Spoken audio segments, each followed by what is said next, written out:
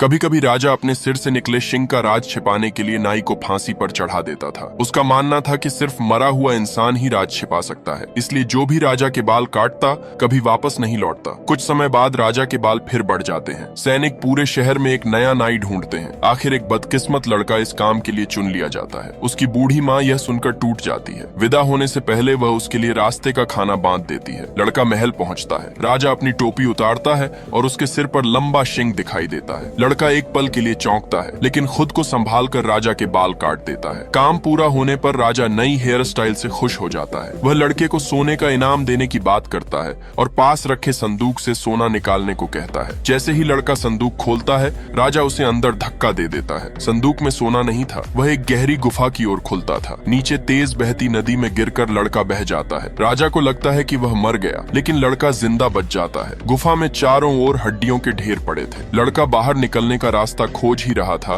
कि तभी 1000 साल पुराना विशाल अजगर जाग उठता है। लड़का तुरंत अपना सोना बजाने लगता है। हैरानी की बात यह थी कि अजगर संगीत पर नाचने लगता है। फिर लड़का अपनी माँ की दी हुई रोटी उसे खिलाता है। रोटी का स्वाद अजगर को इतना पसंद आता है कि वह लड़के को अपने सिर पर बैठाकर गुफा से बाहर ले आता है। लड़का उसका धन्यवाद करके आगे बढ़ जाता है। रात होने पर उसे एक लकड़ी की झोपड़ी मिलती है। वह वहाँ रुकने की अनुमति मांगता है। अंदर रहने वाली भूखी बूढ़ी जादूगरनी उसे देखकर खुश हो जाती है। वह जादू से खुद को एक सुंदर युवती का रूप दे देती है और लड़के को अंदर बुला लेती है। जैसे ही लड़का बैठता है, जादूगरनी उसे जलती भट्टी में धकेलने की कोशिश करती है। मरने से पहले लड़का आखिरी बार अपना सोना बजाने की इजाजत मांगता है। जादूगरनी मान जाती है। सोना बजते ही जादूगरनी नाचने लगती है। घर की स्टूल भी उसके साथ थिरकने लगती है। नाचते नाचते वह अपना कोट उतार देती है और उसका असली रूप सामने आ जाता है। लड़का उसे अपनी माँ की बनाई रोटी खिलाता है। खाना खाने के बाद वह अपनी पूरी कहानी सुनाता है। जादूगरनी के मन में दया जागती है। वह उसे एक जादुई कोट देती है और बताती है कि सीधा पहनने पर वह जवान दिखेगा,